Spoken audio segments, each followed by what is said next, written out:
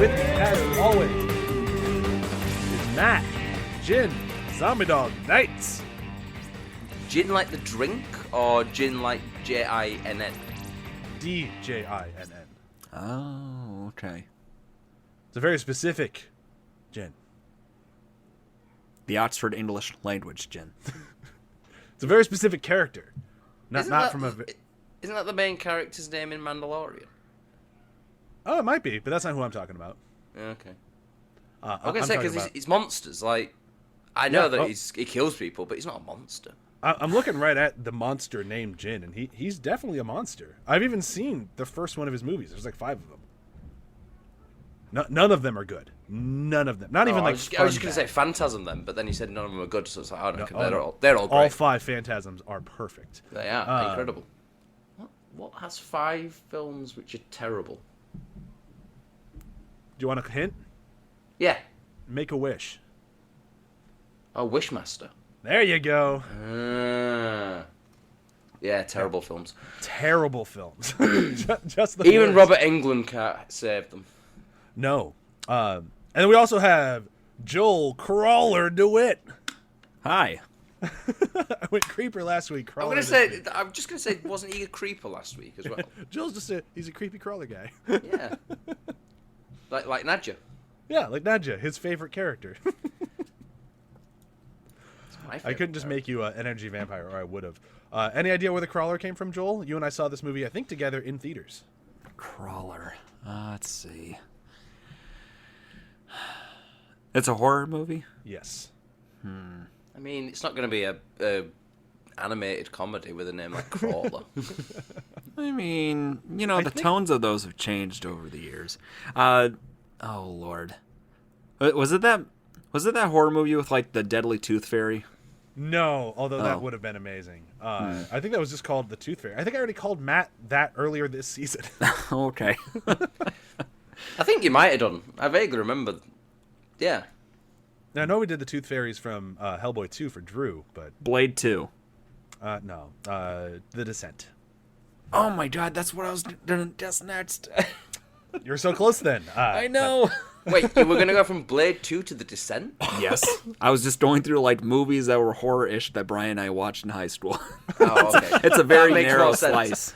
That makes more sense, then, because I'm thinking, they're 2 very different films. Very different films, but now, yeah, I totally see what you're talking about. So here we are in my favorite episode of this whole thing. That's even counting last week's episode that I might admit might be better. I'm not sure after even talking last week because that episode was so fucking good. But here we are with On the Run. Yes. Holy shit. Like, I've been so excited to talk about this episode pretty much since we started this show. Jackie Daytona. Yes. I love... Pair of blue jeans and a toothpick, man. I love the friggin' the little text that comes up on the screen as well. Jackie Daytona, regular human bartender.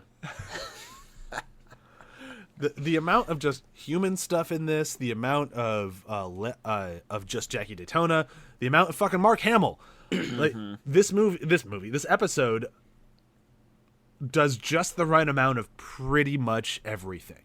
Yeah, it's such a well balanced episode, and kind of what we talked a little about last week. I think the main reason why I think last week's was rated earlier is because this one is such a showcase. It's kind of like the trial from season 1, where it's like, it might be a brilliant episode, but it's such a showcase, it almost kind of takes it down just like a half step. Just a little bit, just because it is such firing at all nines. But at the same time, that's also a good thing, so I don't really know. It's not a complaint. It's not a criticism. It's kind of a celebration. I don't know how else to say it. It's a weird thing in my head of, like, it's so good that it makes it a little less good. Well, it's complaining that it's too good. Yeah. It is the dissonance between, like... You could see the downside of it being that so many characters take sort of a backseat to the main story arc, because Laszlo's story is the story of this episode, like bar none. The other cast members, the Cauldron, don't get much to play at all, and so the spotlight's on Laszlo, and Laszlo is funny as shit. So, like, of course it's gonna be great. But I think that's the dissonance going on in my head, at least. Yeah, I could definitely see that. 'Cause it's one of those weird episodes where, as you're watching it almost feels like, at least to me, it felt like this isn't going to work. Right. Like, it Right. kind of takes you out of it. And as you're watching, I'm like, no, I don't think this one's for me. And then as it keeps going, it's like, oh, holy shit, this really does work. Yeah, I watched this twice, probably 3 times now. The first time I was lukewarm on it because of the fact that, like, Nadja, Nandor, everybody else takes a back seat and is just focused on him, and it's this weird, like, small town tries to come together and get this volleyball team to state kind of thing, just set in the what we do in the Shadows world. But you watch it again, and it's like, okay, now I know what to expect. Okay, now I can focus on the hilarious stuff happening here and the way that they're playing with that sort of template of a storytelling device. So it's worth a rewatch to just get really all the good stuff out of it. I mean, I loved it from the first watch, to be honest. I think from like the minute it starts, where they're playing the quote unquote game in the front yard, Yes. like, you know, finding all the sinkholes, and then you've got that flashback to when the delivery guy comes and him falling into the sinkhole, and then he comes up and has the severed arm, and he's just screaming, and it just cuts to the opening credits. I just fucking love it. But if you remember, like, season 1, I mentioned that, like, when they were burying, I think it was the Baron. I'm like, oh yeah, that body is just their yard is just lousy with corpses. Yeah, and I like how they're actually, with all the people that they have had to bury there, I like how they're actually doing something with that as well. It's not just like, okay, we buried another body. It's actually, you know, they're decomposing now. They're causing sinkholes because there's a decomposing corpse, which is just causing the dirt and everything to start to crumble, and whatever bodies do, like all the noxious gases that come out and all that stuff. So I like as well the kind of realism a little bit in that you can't just bury a body in your garden and, you know, that's that. If this show doesn't end with the house crumbling under a sinkhole, then they failed. That would be a pretty good ending. I was thinking as well, like, the police arrive or something and just, like, I mean, like find like all the bodies, and it's basically like John Wayne Gacy all over again or something. I mean, they could go another route. If you guys have never seen Tokyo Vampire Hotel, they could go that route, and that would work out very well for them. Oh yeah, that well-known movie that I've seen plenty of times. It's TV first off, series, it's a isn't TV show. Yeah. Secondly, you should watch it. Just probably not with your wife or kids. It's rather fucked up. But it turns out, Or just after eating, from the sounds of it as well. Oh yeah, don't eat when watching it. The vampire is the hotel, and it just eats people. It's and that's just tip of the iceberg with that thing. You should really check out Tokyo Vampire Hotel. It's insane. That's very fascinating sounding, at least. Oh yeah, like it's like half a person, and then like they're sitting with a blanket around them, and like their mouth is in between their legs. It's I can't describe it with how fucked up it is. You should check it out. Anyhow, back to the show that isn't crazy fucked up. So they're having their game, and they get a visitor from Jim the Vampire, played by the amazing Mark Hamill, in just like his hammiest role I think ever. Where he shows up because Laszlo fucked him over out of some money a while ago, and he wants to get paid, and Laszlo's like, I'm not going to pay you, so they agreed to duel, and Laszlo, turns out, isn't much of a dueler, and just leaves. He just flies away. The contest of him owing money is like renting a room in California. Yeah, it's like nothing. In like 1890 something as well. Right. So like, consider inflation and how cheap that probably is by today's standards. I doubt Mark Hamill's character was considering that. You know, one of the funniest parts of this section, and I know that we talked about the mailman doing the sinkhole thing. When Laszlo flies off, and then what's Mark Hamill's character's name? Jim the Vampire. Jim the Vampire. When he tries to chase after him, he does that whole like vampire like shadow fly kind of thing, and then just plunks right into a sinkhole. And then him shaking his hands, Collins, Cravensworth. Yeah. Which, that's very cartoony, right? Oh yeah. Is that the first time we learned that Laszlo's surname's Cravensworth as well? No, I think we've known that the whole time. Like even on IMDb, his like even when you look like quotes and stuff, his full name is there every time. Whereas like Nandor is just Nandor, Nadja is just Nadja, but Laszlo's always Laszlo Cravensworth. Mm-hmm. Yeah, I just don't remember them ever actually saying it. I'm sure they have at some point, but I think the only reason I know it as well as I do is Mark Hamill screaming Cravensworth. Yes. The only reason I started thinking that this time because I was just watching it again recently, and when he says Laszlo Cravensworth, there's a cut to Guillermo, and he's got this weird look on his face, like it's the first time he's heard it, and it's almost like a Cravensworth. Mm-hmm. I also love that section, like, everybody goes in a circle asking, like, are you here to kill me? Yeah. And it starts with Nandor being, like, the most pathetic, like, please don't kill me. If you need to kill somebody, kill my familiar. Yeah. It won't be as satisfying, but... Oh, Nandor, the ever wonderful vampire. So Laszlo has to put on his ultimate human disguise, which is a pair of blue jeans and a toothpick, and he goes on the run, goes and becomes a regular human bartender in Pennsylvania because it sounds like Transylvania. No, I'm from Tucson, Arizona. I forget if I'm remembering this right, but doesn't he go to like a motel where he pulls like a air conditioning grate to grab the jeans and the toothpick? Yes. Like it's some sort of getaway bag. In a shoebox, like a shoebox which has disguise written on top of it. Brilliant. And it works unbelievably well. Yes. Like unbelievably, no one has any clue. Yeah. They think that he's just like very wonderful guy, like he's not vain at all because he covers up all the mirrors, so he doesn't need to worry about that. But he becomes this fun-loving like townie. Like he's very proud of the town he's from, and he wants to root for the local volleyball team and send him to state. And it's just like it's a tough one to review or to really call back to because that's really all it is. But while doing this, it's hysterical. It's the shots between when he's talking to the camera people, like him running around in his bar saying like free drinks to people, and then doing like the whole Fonzie hitting the jukebox to make it play a song, and it is just the perfect kind of like, I'm not sure if hokey's the right way to describe it, but simple. Like, it's simple, uncomplicated narrative, just with him being his character, him beating up the biker. The bikers, yeah. That's definitely I got it. That is definitely my favorite moment of the whole thing. I love it's all down to the editing as well.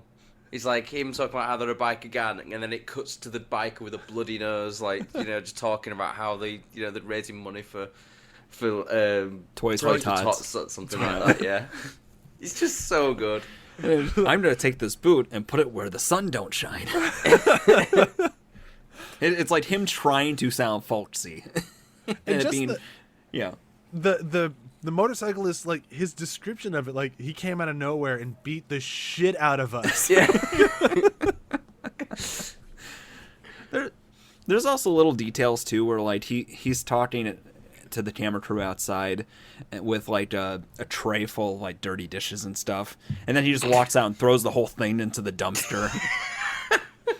It's like he has no concept of how to run anything or how to take care of things, so everything is just destroy it once you're done with it. Yeah.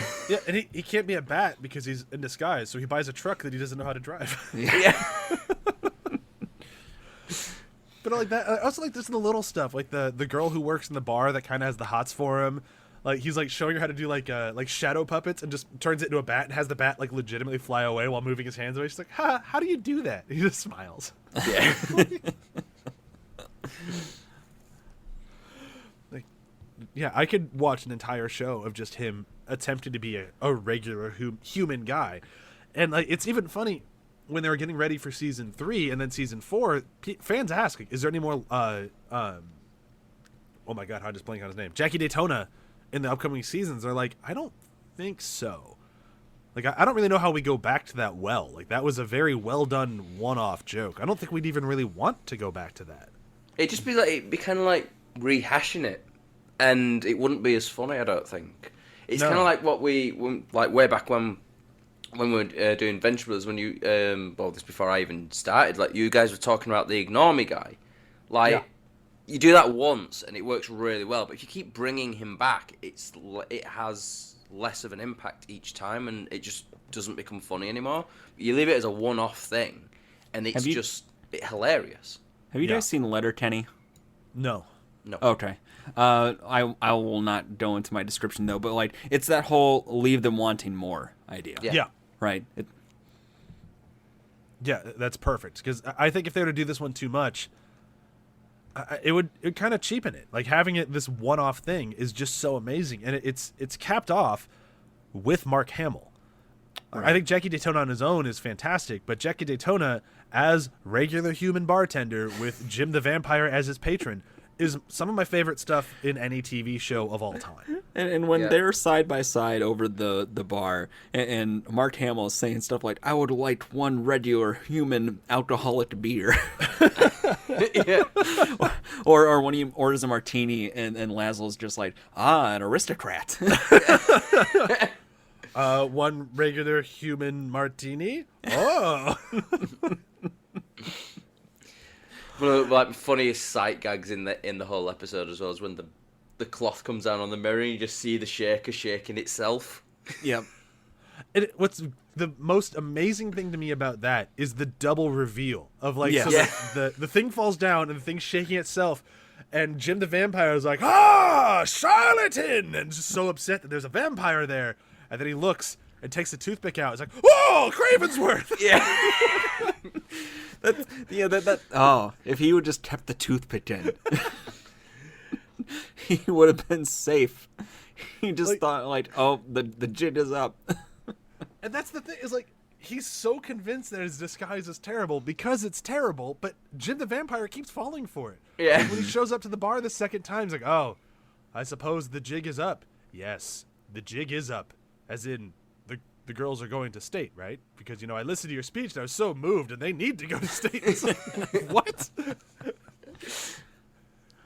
Like, the chemistry between Laszlo and Mark Hamill, it's just so perfect. Like, they play off each other so well. Like, even like the little things where like Jim the Vampire leaves him a card. He's like, all right, see you later, Jim the Vampire. I don't remember saying my name. Oh, it's quite clearly written here on the card. Oh, okay. Like these little things, and it just works so well between the two of them. Right. It's part of that, part of the fact that like they are playing off the idea of like, again, he accidentally let him out, knowing that he is him. Like, I did not explain that well. Never mind. The thought in my head was more cogent than what I actually spit out. That's just me all the time. We've all been there a few times. Did you want to attempt that point again? No, I'm good. Well, now that has to be left in. Yeah, now I feel like I must. Maybe somebody can figure out what you're trying to say. I think the words were there. They just need to put in the right order. Oh, there you go. Yeah, if you like to guess what I said, please send your emails. athpod@gmail.com. So what have we missed in this episode? Well, there's the fight at the end. Yeah, that's pretty important and pretty good. Because after the jig is up, they quickly go into hissing. The crowd quickly understands that they're vampires. Yeah, you just hear that one voice and they go, "Oh my god, they're vampires!" Immediately, like. Oh, and the fight is so good. It's like, number one, they're doing that whole vampire quick move kind of thing. So it's like snap, then somebody hits somebody. Snap. Laszlo grabs the 8-ball and hits him in the head. When they both take a cue stick and then break them in half and then hold as a cross against each other to see who can last the longest. And the best part is like they're evenly matched. Like nobody wins that. No. No, it's so one of those funny things where, like, in a different world, you bet they'd be friends. Yeah. Had Laszlo not screwed him over on that rent. Like, they'd be buddies. Yeah. And just the fact that they solved the whole thing by giving him I don't even remember what the fuck they're actually called. Like a billy bass? What are they? Something like that, yeah. The talking fish. the talking Singing like, fish, sorry. Yeah, the singing fish like thing from the 90s. Big mouth Yeah. Billy Bass. There it is. We had them in this country as well. Oh, I'm sorry. Did they I call feel like that's them probably our fault. William Bass then? No, I think it was Big Mouth Billy Bass. Did it come with like a little America trucker hat on it? I can't remember. I'm trying to remember No. back when I was No, like top 5 hat or and 6 years monocle. old. That'd be much more. That would have been good, to be fair. If it came with a top hat and monocle, I would own one. That would be pretty good then. I too want a Sings opera. And I just, too want a "Whoa!" mechanical Turk. Oh my god. So yeah, so they have their fight. They make their peace by trading this one thing. Laszlo goes back to the cauldron, and they spend all this time wiping everyone's memories so they forget what vampires are. And then he left a good word for his friend Jim the Vampire, so that he kind of takes over as Jackie Daytona, as like the local cheerleader for all the things. Just the shot of him on the sideline screaming and then throwing his Billy Bass on the ground and watching it shatter and just, no!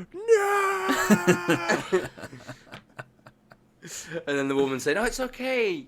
You can get them anywhere. I'll pick up another one tomorrow." And then he just sort of goes, "Cravensworth!" And they get back to the cauldron, and Nadia's been she's been not dealing with not having Laszlo very well. She's in a bit of rough shape. I tell you bit- what, we have completely missed. Oh, what was that?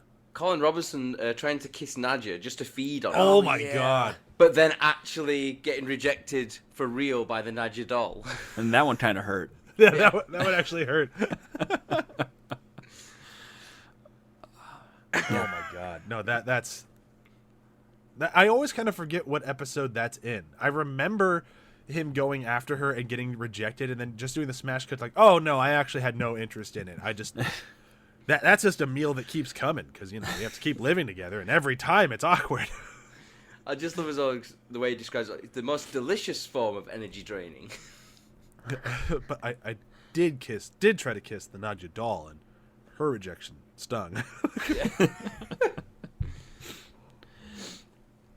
And I gotta say, in a show that I am quite frequently never disappointed in, that might be my only disappointment, is not having the scene of him hitting on the doll. You kind of do a little bit. You got like a very quick shot of him sort of like going up and just sort of like looking away. Yeah, but You want the whole scene. I want the meal, man. Yeah. Do you reckon they shot the whole thing and then it just came down to time? I honestly don't edit? know. It really could have been him riffing at the end and then just went, well, I guess we kind of have a shot that works. That was kind of what my guess was he just improv'd that. Like, that's hilarious, and we're just going to let this shot hang for a second, and people will assume that's what we intended. But the episode ends with now Laszlo having a new version of cosplay with his wife of blue jeans and a toothpick. Oh my, who is this? It takes the toothpick out. Oh, it's just me, darling. And then puts it back in. Oh, where'd you go? And I love as well how, like, you think that it's been going on for months and everything like that, and then when he comes back, like, Nando's like, "You've been away for a week, fucking guy." And honestly, I don't know if he's been gone for months or for just a week, because they're vampires and time doesn't mean shit to them. That's a a fair good point. point. Yeah. Yeah.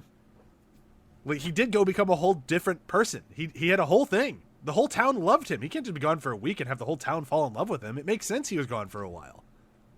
Yeah? Yeah, I think that makes total sense. And just Nandor just doesn't give a shit. So he's like, "Oh, hey, what's up? You only gone for like a week. What do I care? Get out of here, fucking guy." I mean, I Well, suppose, yeah, he had plenty of... He went with enough time for the previous owners to mysteriously disappear because he killed him. Yeah. Well, even when he first leaves, like, so nonplussed, Naja just looks at the camera and says, "Well, he's gone then." Yeah. Yeah, he's not coming back. God, such a good episode. All right, let's move into favorite moments. I'll go first this week because we've definitely already hit mine, and it's when he beats up the motorcycle gang. Everything about it, from his lines to the motorcyclist, was like, yeah, every year me and the gang get together, do this ride for charity. He came out of nowhere and beat the shit out of us. He's just so upset. As well he should be. I mean, that sucks, but it's also hysterical. It's a nice twist on the whole like biker stereotype in TV shows. Yeah, this is not wow, I wanted to say Lost and Damned. That's a GTA reference for you. Sons of Anarchy. There it is. Joel, what about you? Okay, so this happens in the fight between the two at the end. And there's a point where Laszlo picks up like a bottle of alcohol and says, "Hey, you're fired." And then Mark Hamill goes, "That doesn't make any sense." And then he does the whole like flamethrower thing. And he's like, now I get it. That doesn't make sense. I don't even work for you. Yeah. All right, Matt, last but not least. I've got two, and I can't choose between the two. So I'll do both. So there's the bit where Laszlo's talking to the girl in the bar, I forgot the name, and she's like, "You say you're from Tucson, but you speak all fancy like." It's like, "This is just the way we talk in Tucson, Arizona." The way he says Arizona. But then the other one is just, "Nice to meet you, Jim the Vampire." And just pause and goes, "How did you know my name?" It's printed on your card very clearly." Oh! Because it's just been like, there's been so many of those like little bits in the lead up as well of him like, "I'm here looking for someone," and it's like the pause and that sort of like music. Is it music? I don't know. It's like a sting. Yeah. Yeah. Just like in the background, then like capping it off with that, and then it's just each time there's always been like an explanation. You think, "Oh no, this is how he's going to get caught out," and then no, Nope. it's just, I also just want to throw a shout out for just the wonderful line of him leaving that girl who kind of had the hots for him, as I said. I just came to say goodbye. You're a very sweet girl, but it never would have worked. 1, I'm married. 2, I'm a vampire. and then she just passes out again straight away. Oh, man, this was just the role Matt Berry was born for. And I say that having heard that he just confirmed he's doing another season of Toast. So, Yeah, I saw it's that. just the best. All right, I think we've done it. We've talked about it. And I do have to say very, very sorry Drew wasn't here for this, because I know Drew loves the shit out of this episode, but timing just did not work out. So Drew will have to be back. And he'll just, just remember it fondly when we get to our Season 2 wrap-up. Ready for some plugs? Pluggity plugs? Do it. Let's do it. This show and every other show on the ATH Network, be sure to check out athpod.com. December's been a very quiet month over at athpod.com, so we have a lot of backlog for you to catch up on, and some really great stuff. I just watched the new Resident Evil movie. I actually went to a theater to go see it, and if you've ever played the first 2 games, guess what? You've seen the movie. But you probably haven't gone through all the Resident Evil movies with Milla Jovovich, and you need to. And then you can go back to Binge Buddies of Alice in Wonderland or Alice in Zombieland and listen to all of those, because I still think that's some of the most fun I've ever had podcasting. And I say that loving every moment of this show, but holy fuck was Alice in Zombieland so much fun. Episode 2, Alice in Zombieland, one of the funnest recording sessions we've ever done. I was almost in tears by the end of that episode. And it's just because the movie's that good with that episode. Just I can't recommend it highly enough. So if you need some extra podcasts, since we're a little slow this month, go check out those Resident Evil movies from forever ago. They are campy fun, and then listen to our episodes with them, because I had so much fun recording that show. So that'll be my little shout out to the past. Joel, what about you? We have a podcast called Super GG Radio where we talk about video games and stuff related to it. Listen if you want to hear about cool new games about to come out, or if you want to join us on discussions about games we've played from the backlog. And also, since it's end of year, we're talking Game of the Year stuff. So if you keep track of our Twitter, we'll be posting Game of the Year lists from people we've collaborated with. Some people were kind enough that are in the larger industry to join us. And you can see what games I liked, which probably are going to disagree with Bryan Dressel a little bit. Oh, fuck. 12 minutes is on there, isn't it? It is. Boo! Boo! And that means So, do I probably need to isn't play? on there. Do I need to play 1 minute, 2 minutes, 3 minutes, 4 minutes? See, that's worse than the twist in the game. No, it's not. Yeah. No, it's not. That was My the most joke is clever better thing I've than ever that heard game. compared to the twist in the game. Boo, 12 minutes. You know what, Brian? If you like loop games, have you heard of the Forgotten City? I have, and I have not tried it, but I've heard it's fantastic. Give it an hour to see if it grabs you. I need to finish Deathloop first. Deathloop is in my brain, but then that will be next on my list. I'll give it Fair. a shot. Deathloop is fantastic, by the way. If you have a PS5, check it out. And you know, Brian, if you like loop games, that was a joke. I was waiting for an actual recommendation, then, Yeah. then I got it. Every time I got it, I regretted defending you earlier with your first joke. That was just a tad too subtle for our blunt brains here. Oh, that How hurt did my I throat. manage to do that in my state as well? Matt, do you have any plugs? I've got a couple of plugs in the wall. That works. All right, this will be our last episode of 2021.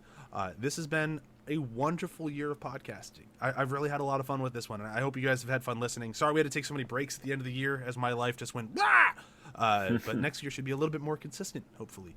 And then we'll finish up season 2 of this show, and then we're going to figure out what we're doing next. It might be more of this show. It might be Wellington Paranormal. It might be Sex in the City. Who knows? It won't If be you do Sex in the City, I will make sure I don't survive this cold. It won't be Sex in the City. It's just the fact that the movie came out and I didn't even know they were making it, and it just keeps coming up in my newsfeed like, you should watch this. I'm like, why do you think I want to watch this? And I guess because I keep talking about it. This is my own doing. Fuck. Well, bye, I guess. Why? Raven, fly!